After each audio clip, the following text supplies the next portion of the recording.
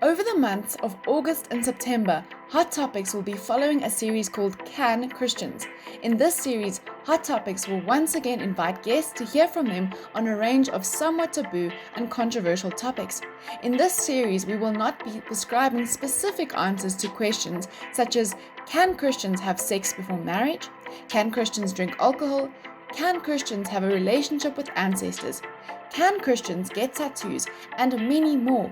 Instead, we will seek to explore these topics and equip you with the necessary tools to contemplate and respond ethically to taboo topics. Your host team for this series, Hloni, Rebekahs, and Ilse.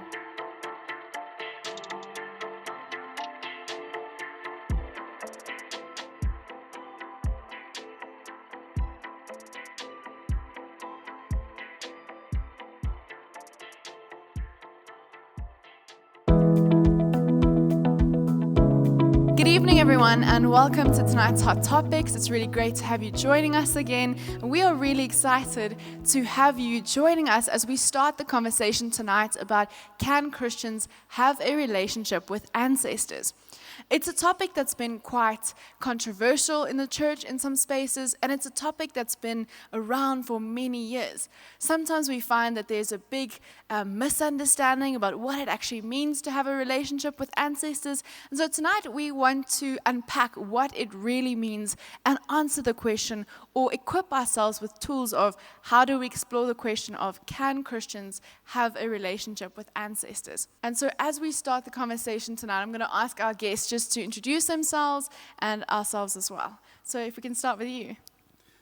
Thank you. I'm Sfiso Kuzwayo, a Methodist minister, but also a person who has a very great interest in issues of ancestors and African traditional religions. Thanks, Fiso. And once again, I'm Rebekah, part of the Hot Topics team, part of the team here at Gracepoint. But today I come more not as part of the team, but rather as someone who has an interest in African religions and traditions, but also as a young person who has, on various stages, struggled with the tension that is created by the misunderstanding of our relationship with ancestors. Thanks, Hloni. It's great to have you guys joining us. Hey everyone, my name is Ilse and I'm part of the Hot Topics team here at Gracepoint. Hi everyone, my name is Similo Kasangela. I am of the clan Yamahadebe Omtimkulu. Now there's no English translation for that. It's my clan praises. I am an African and I'm a co-host with Ilse. Thanks, Milo. So tonight, as we start off the conversation, I don't know about how you guys have experienced it, but my experience around this question of ancestors has been that there's been a great separation between it. It's either been that you are able to observe traditions with ancestors, or you go the Jesus route. There's no in between. That's what I've often found in the church space. So I wanted to ask, as we kick off this conversation tonight, what's your experience been for all of us? What's your experience been around ancestors? And maybe just before that, we ask the question, what do you understand the difference between and the similarities between venerating ancestors, worshiping ancestors, and having a relationship with ancestors? All right. As I said earlier, I grew up in an African home, and my personal experience, I've never had to live a distinct life. It has always been a combination. And so I never was stuck in a space where I had to either be Christian or be African. So growing up in that way, you then come into a church space and begin to realize that in church politics, people sometimes frown upon your wearing of ispandla, which is the African bracelet. And things like that. Then you begin to also hear sermons that say ancestors or any African traditional practices are demonic in nature. So out of all that, then I asked myself the question, but why are people separating these things? Where is the distinction? That's where my own personal experience comes from. And then as you hear these things that people are saying, you begin to get into the conversation. Are we really worshiping ancestors, or are we respecting them, the word being venerating them? So what does that mean? Basically, one would say to venerate is to give great honor and respect towards something. And that is distinct from worshiping, which is what we do towards God. And incidentally, Africa only knows, when I speak Africa, Southern Africa, only knows of one God. So we do not have many gods, therefore worship many different deities. As umZulu, we only know of Umvelinqangi, the God who was before anything else was. So there is no distinction there. Thanks, Hloni. So I actually grew up in a context where it wasn't spoken, but it was different. So I actually grew up in a context where, and this is not only in my family space, but in the community that I grew up in. So I grew up in a township in the East Rand, and the culture in the township is very interesting because it's a new culture emerging, but it's not that much of a culture that is rooted in traditional practices. That is in Gauteng, in Gauteng townships. But so it would be something that would be distinct to certain households if they are still very much rooted in their traditional practices. However, what happens in my case is at the age of 15, a traditional healer says they see a light in me. That was the reason I then said, okay, this is a reason for me to start going to church and being intentional in my journey of my first faith formation journey. And I did that because I was naive at that time, and I was thinking to myself, no. Clearly, if a traditional healer says they see a light in me, then I don't want anything to do with that with that kind of stuff. So the best place to run away to is the church, and that's what I thought at that particular moment. However, while I am in church, I begin to understand rather. One, fortunately, I ran to a Roman Catholic church at first. And I say fortunately in this instance, because I then began, and at that time I went to a Roman Catholic school, so then I began appreciating the idea of saints. But at the very same time, I began asking myself questions around this dichotomy, this false separation between ancestors and God, when saints and God can belong in the same place. I start asking myself questions around that, but also while I'm busy, while I'm growing as a young person who was curious and involved in student politics, I also began to understand the political connotation of this separation. I began to understand the history that this separation came from. I began to understand why it is so important for South African politics, South African historic politics that inform the history of South Africa to demonize ancestors. And that's where my interest actually came from, in trying to understand those things. And then obviously later on along the line, I begin to appreciate the idea of our relationship with ancestors as a space that can help us restore the family space, not only the immediate family space, but the broader family space, along with all the complexes, with all the dynamics that come with that. Thank you. That's been really interesting to hear from both of you. I think for me, it's kind of been the very traditional Western kind of church where I've grown up in, where it's either or. There's definitely no understanding really of what it means to have a relationship with ancestors. It's always been I think it's unspoken, but it's there. Every church, if you have a relationship with ancestors, it's almost like you engaging in devil worship or idolatry, or it's just not compatible with Christianity. And that's kind of been how I've grown up. And then I started doing a theology degree, and one of my subjects that I did was about exploring our Christian foundations and our African Christian foundations, and exploring how Christianity is actually an African concept, and how it's an African religion. It's not brought in, it's just inherent in Africa. And then also exploring African traditional religions and those types of things, and just reading about those things, and then sometimes you hear something from an African traditional religion, and you think, but isn't that similar in Christianity? Isn't that similar in how the Jewish nation worshiped God? And that's kind of started to pickle my interest on this subject. And it's helped me move from a place of saying, it's wrong, I don't want to talk about it, I don't want to know about it, to saying, I want to put my preconceived ideas aside, listen, learn, and then figure out where I stand on this. So that's been my experience about it. I don't know about you, Samilo. Well, for me, I come from a family where really we are not that so strict in the observance of African tradition, if I can call it that. However, fundamental to the discussion for me is I have my mother, whom I loved dearly, who is no more. Whenever I go home to Matatiele, I go to my mom's grave. I have a conversation with my mother. And that is translated then to the relationship I had with my grandfather and my grandmother. If I get chance to go to the village home, I go to their grave. I have a conversation with them.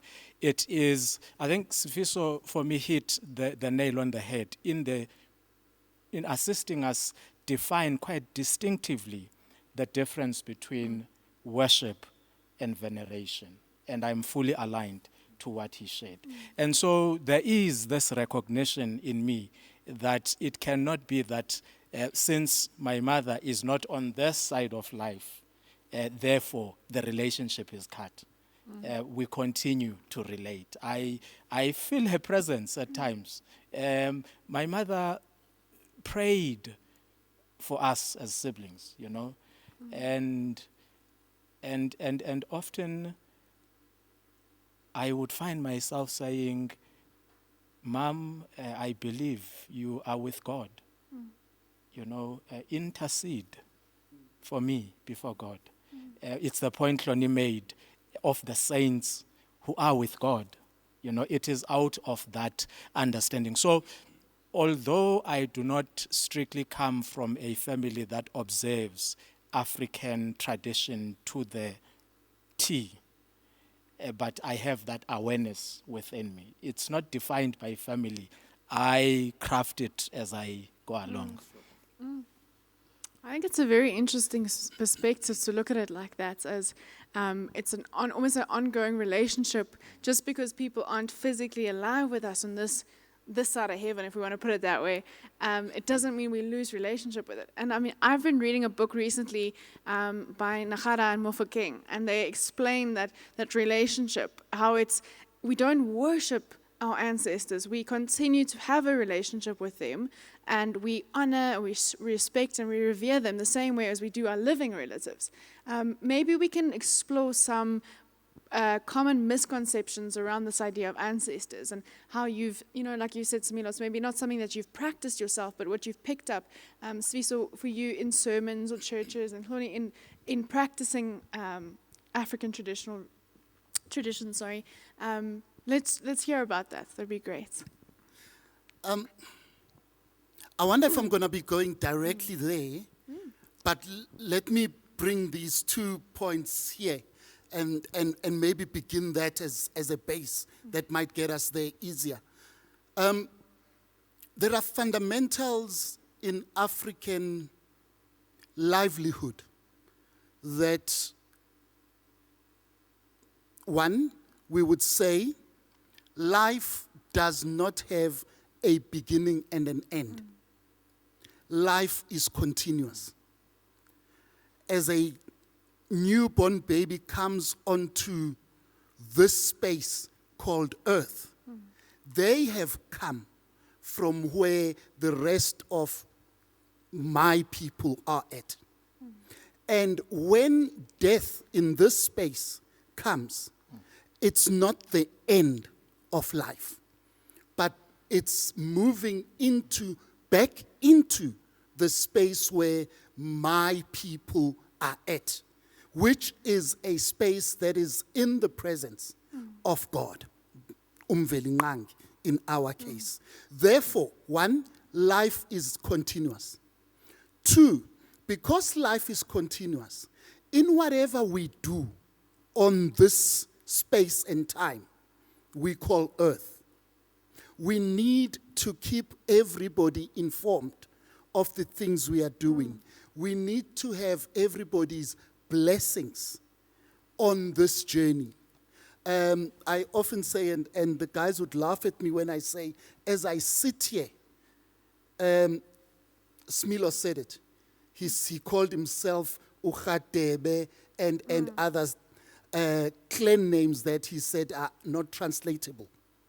As he sits, he represents all those people.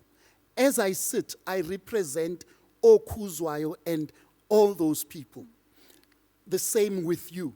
So whatever we do, we need to bring those people in on the journey. So community then becomes the second element, which is very important. Then the third element, which also relates to ancestors on this case, is the issue of hierarchy. When I need something from, well, when my father was alive, or in the traditional sense of the word, when a child needs something, you don't just run to your father, but you go the softer route. Mommy, this is what I need. By the time it gets to your father, it's cushioned such a way that you will get what you want. The same kind of hierarchy and respect works when it comes to issue of prayer and bringing in your other members of the family. You don't go directly to God, but the persons who are closer to where God is are my ancestors. So when I do a report of this is what is happening in the family and this is what we are planning on doing, it becomes important that you do that in a sacred space in the home where you bring in everybody else and you bring in those who've gone before us. They then take that to the presence of God and present your case. That is the base. And I think from that base, then we can begin to say, how does it relate to today? Thanks. And I really want to pick up from where Umguni left off. So there is something beautiful that is also how Mbiti actually helps us understand this relationship that we have with our ancestors. So the first thing that we need to acknowledge is that in that special space that we have set apart as a family to say this is where we all meet, the living and the living dead. In that space, you've got 3 time zones that are already present there. You've got the past that is present in that space. You've got the present that is present. And you've got your ancestors who are in relationship with God. Mbiti also goes on to say, when we understand our ancestors, we also need to understand that they serve as an intermediary between God and human beings. And so therefore, whatever we do for them, when we speak to them, when we ask them for something, the language might not come across as though it is that, but ultimately the ultimate recipient of our pleads, of whatever we ask from our ancestors, the ultimate recipient is God. And so one of the things that has been misunderstood, and maybe I don't know if it's because of language or what, but is that the understanding is when I go into the special place, I've got what some would call umseme in my home space. And I go there very often. And when I am there, the ultimate recipient of everything that I ask for in that space is God. You know, and then I would go on to say, then there are people who would say, but then why do you have to go through your ancestors when Jesus has broken the veil? You know, there's also that argument that often raises. And for me, the pin actually dropped, funny enough, when Malanel was speaking about the family as a hermeneutic sphere. The family as a space of natural learning. The family as a space that is very similar to the Jewish table where the youngest person in the family would stand up and ask and say, why are we doing this? And then the family would retell the story and say, this is what God did for us. It is a space where they are brought into the past of that particular family and the ethics that would come from that particular space. So remember, ethics belong to a community in the African space. Ethics are not something that an individual would thumbsuck and say, these are my ethics. They belong to the community. And so the ethics that I ascribe to as an individual would come from the family space. The family space is not only the living, but also the living and the dead. And therefore, it is a space of natural learning for my ethics. I draw my ethics from that space. I need to understand ukuthi ombele, there are things that they do, there are things that they do not do, and there are reasons we do certain things. For a typical example, without taking too long, is that a silly example is there are things that we still observe at my house where my wife would not be in physical proximity to my father. You know, for someone who's an outsider spectator, they would not understand why, but we've got our reasons, and those are some of the things that inform my ethics, my way of being. But it is a family space where we all gathered, the living and the dead. Yeah, so I appreciate a very interesting conception you've shared, Hloni, about the living and the living dead, which in fact qualifies Sfiso's point about life never ending, life forever continuing. However, then, another question would be, so when we read scripture, for instance, especially those who would find proof texts to approve or disapprove of something, whose sole function really in interacting with text is solely that. And you've begun to introduce us to Christ having paid the price and all of it. So it would be interesting, Sfiso, just for you to add for us how then, amongst other things, we consider the African context in this topic, in the issue of ancestral worship, faith, Africa. I mean, I'm bringing in the point of context into the discussion. Christianity is an interesting bag of, call it whatever you want to call it, in this way. One, it was introduced to Africa not in its purest form.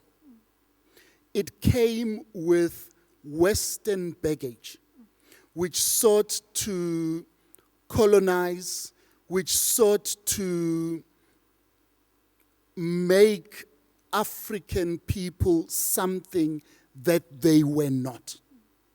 And therefore, if you want to subjugate any people, you first have to hit at their religion and their understanding of self.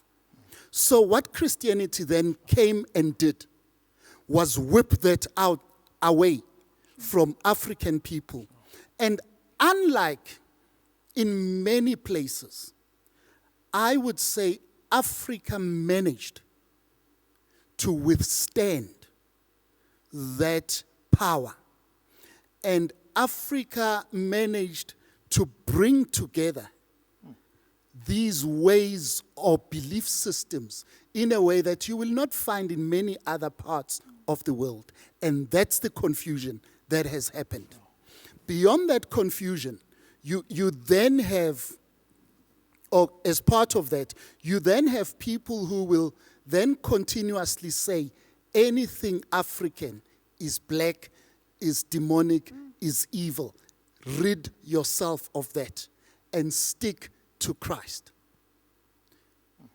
But when the African person picks up the Bible and reads the Bible, you then realize actually this Christianity is not very far from where I am with my African belief systems. Christianity is not very far from the old Jewish ways of the Old Testament, which are also very close to the African way of doing things. So then the challenge then becomes at this point in time, how do we bridge the gap between where Africans are and the teachings of Christianity? How do we clean the teachings of Christianity. That's where you then find people saying, would the real Jesus please stand up? That is now looking for Jesus beyond the Western garb that Jesus has been put on. And, okay, I'm going on for too much now. And the young people are, interestingly enough, the people who are doing that kind of movement. It is the young people who are saying, do away with your blonde hair, blue-eyed Jesus. We want to know who Jesus was. And sadly, the reality is we can never go back to the historical Jesus. But on this journey, how do we as African people say, all right, if we're going to put our Africanness here, let Christianity be honest enough with itself and put its Christianness on the table as well.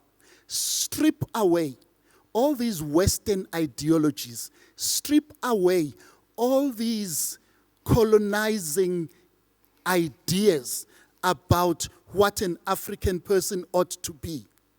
Then we begin to ask the question, what in African belief systems works hand in hand with Christianity?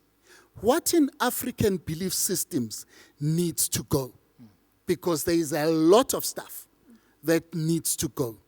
But let it not be done away with simply because some person from somewhere came and said, all this is evil. We are now giving you a new way of being.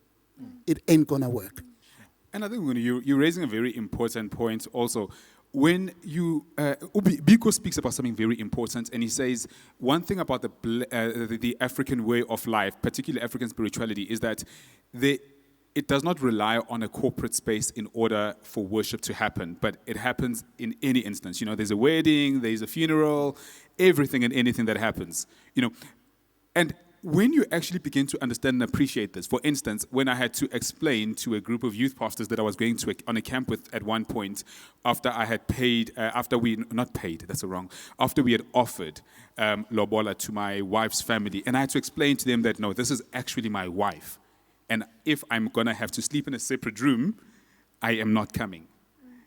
When I had to do that, we had to analyze it and break it down for them to really understand how God is involved in the whole process through the various rituals that happen. Before the delegation could even leave to go offer lobola, we had to speak to our ancestors. And by virtue of God being the ultimate recipient, God is already involved in the process. The community is involved, the person, individuals. But anyways, what I'm trying to get to is that when you begin to understand and appreciate this point, then we begin to understand that African spirituality permeates the African way of being so much so that if you demonize it, essentially you are demonizing the black person. The minute you demonize African spirituality, so much of our life is rooted in it, that the ultimate being that is being demonized is the black person. And that fits the colonial project very well, because you cannot commodify a body without dehumanizing it. And the process of dehumanizing it is demonizing it so that you can objectify it, and then you commodify it, and then it can become a slave and a worthless thing. And that's just how deep the demonizing of African religions and traditions is. But then there's also an interesting fact. So this morning, just going through again the thesis that is written about Professor Tate Gabriel Setulwane, is one of the things that he keeps on coming back to is this thing of, I wish I could get letters that were sent back, unpublished letters that were sent back by missionaries back home to hear what some of the unpublished conversations were. Because there are other things where we realize that, man, these parallels that kind of hits us really hard. The issues of missionary hospitals existing in the place of traditional healers in the African context. The two could never coexist. One had to go away in that context where the two were hostile towards one another. So there are those things that we still need to engage in, and that I think there are a lot of myths that need to be debunked, but we also first need to appreciate what this whole thing does to the black body. And it dehumanizes people and leaves them in a place where they feel as though they need to aspire towards a certain way of being in order to be human enough to participate in this thing called life. That's definitely such an interesting perspective, and I don't even know where to go from that, because I'm just so engrossed in what you have both said, just that space of it's so deep. The wounds of this are so deep.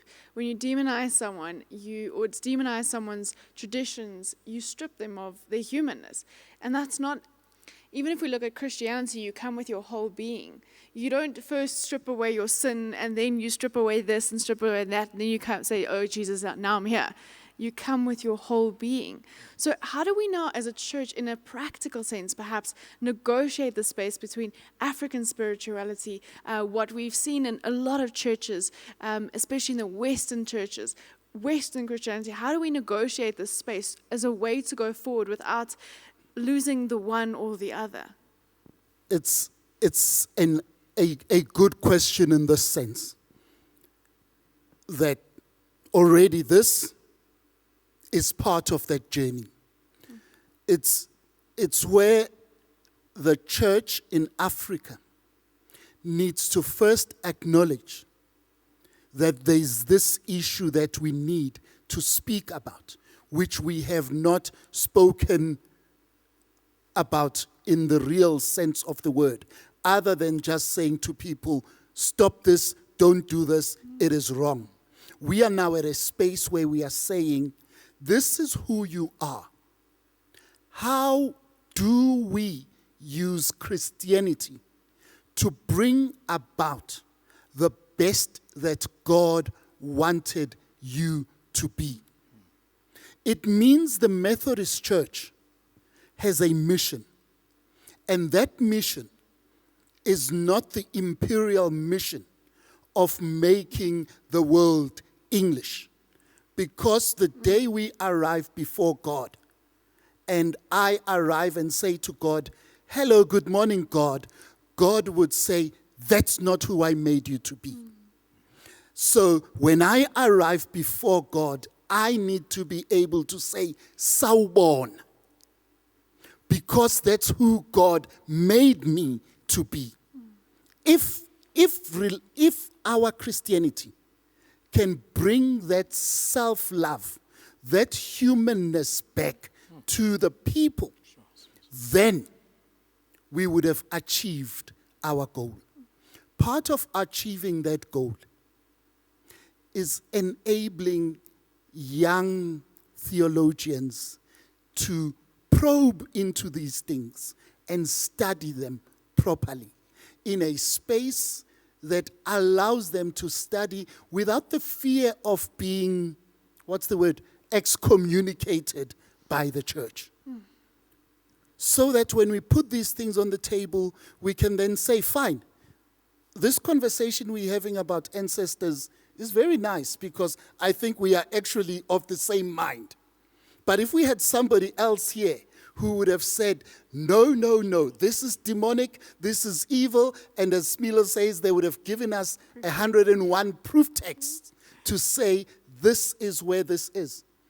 And sadly, the Methodist Church at the moment would not have a response because we've not given ourselves enough time and space to say, this is our understanding of this issue, and these things we are happy to work alongside. These issues we do not understand yet. We are still digging deeper, and these ones are definitely a no-go zone. That is the work that now needs to happen. When we're speaking ancestors, we've not spoken about the fact that ancestors come with various gifts. For instance, I can be sitting here and my ancestors could be saying to me, you have a gift of seeing things that other people don't see. Therefore, you need to be a sangom. You need to be an umtandas. You need to be inyanga. We've not looked at that. And the reality is, right now, dealing with the issues of COVID, not even the churches have asked, is inyanga, save for Hloni and all those other minor conversations that are tickling people down there. We've not asked, what does that mean? Let me be a bit controversial. When last did Gracepoint go down the river to see what's going on down there with those people who are along the river and say, what are you doing? Because those are people who are practicing issues of ancestors. What's going on here? How do we as church become neighbors? Because you are up here, busy calling on God. They are 200 meters down there, calling on God and their ancestors and everybody else. I don't know, maybe you're busy writing letters to the municipality. Let me be nice.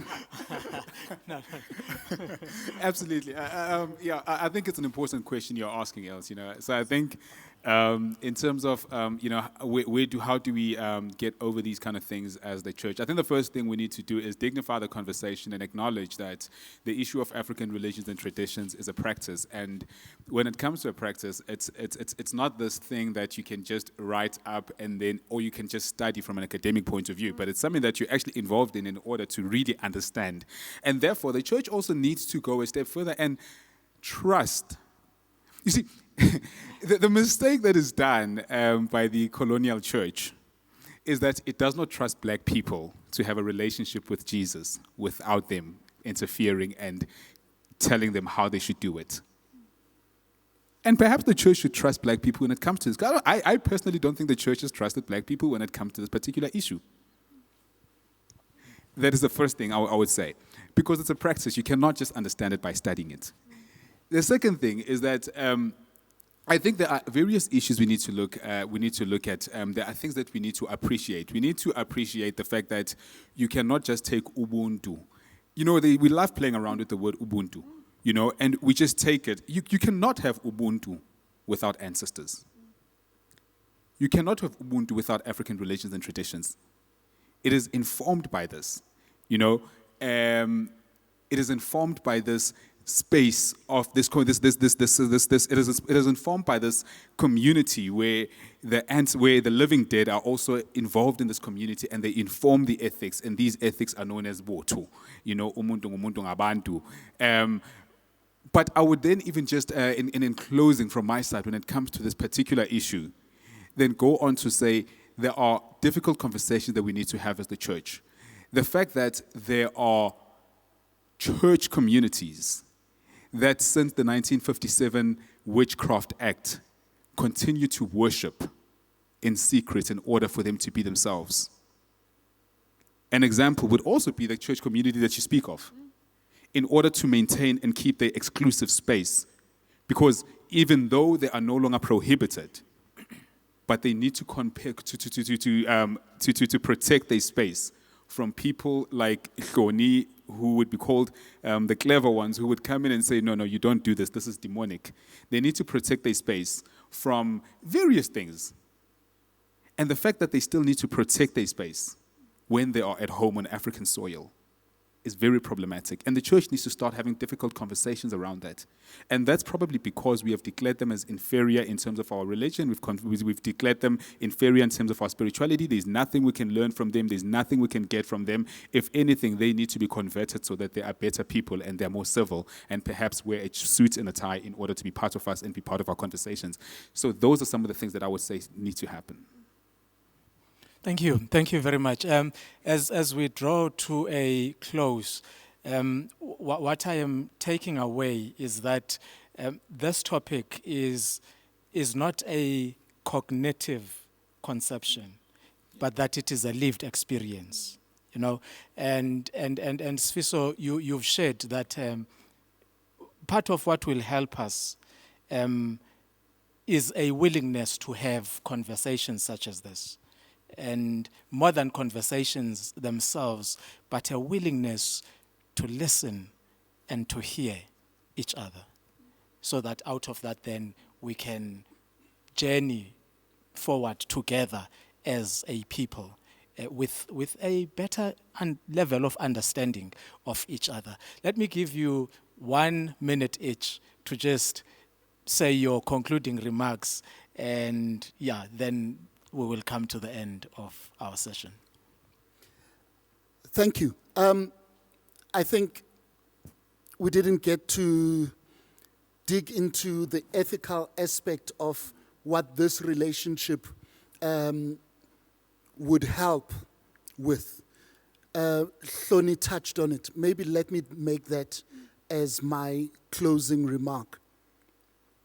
When people appreciate that as they exist, they do not exist in and of themselves, but they are members of a bigger community that will disprove and approve their actions.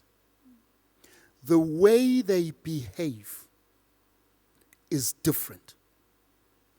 When I do things, and unfortunately Christianity has taught us this, and it's a verse that is not in the Bible that I often quote. Christianity says to us, "Thou shalt steal, but never get caught. Then you are fine." And so often we live by that ethic. We want to say, "No, I was never caught. Nobody saw me, so I can get away with it." Africa gives us a different perspective. Wherever you are, whatever you do, your community sees you, and you represent your community. And let's correct this by bringing those two together within people. A sense of personal guilt and fear of shame to that which I represent. That will give us a different type of community. Thank you. Last one from yourself, Hloni. No, so from my side, I think the main thing, I would like again to go back to this idea of, I'm a youth pastor, and so one of the things that have been happening in youth pastor circles is this idea of the family space. We've realized that, we've messed up big time by trying to say youth ministry is owed to the church, but that the church should enable the home space to carry out ministry. Now, there are various statistics that prove that you are most likely to succeed in a child's faith formation journey if you enable the home space as opposed to wanting to own it. Now, I want to take it a step even further and saying one of the things that will help us appreciate the relationship that we have with ancestors is this idea of understanding the home space and appreciating that the home space goes beyond those who are living. The home space goes beyond those who are alive today. Our ethics are not only owed to what we experience today, but they are owed to many other things that were experienced. We inherit ethics.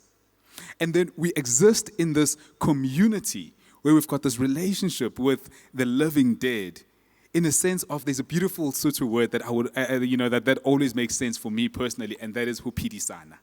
We have this mutual enabling, life-enabling relationship with one another. And anything that I do for you, I know that you and I exist for one another mutually. And it in wrapping up, it speaks largely to this whole idea of saying the fellowship, the church space should be a space where we breed faith. We activate God's grace in one another and for one another. And so I believe that the home space is that, the community space is that, and with the understanding of ancestors as part of that space, we've got something totally different. Any last thoughts from yourself, Ilse? I think we've just scratched the surface, to be honest. So you touched on that this is a wonderful conversation to have. It's difficult at times. It's unfamiliar, especially within the church space, but it is a necessary conversation. So maybe just to encourage everyone to open your mind to having conversations like this. And like I said in the beginning, maybe to shift your presuppositions or your preconceived ideas and listen and seek to understand. A very interesting topic. We have not fully exhausted it. But there's an opportunity on Tuesday, 8 p.m. 8 p.m. For a more interactive advancement of this conversation that we are having. Join us then. Thank you very much.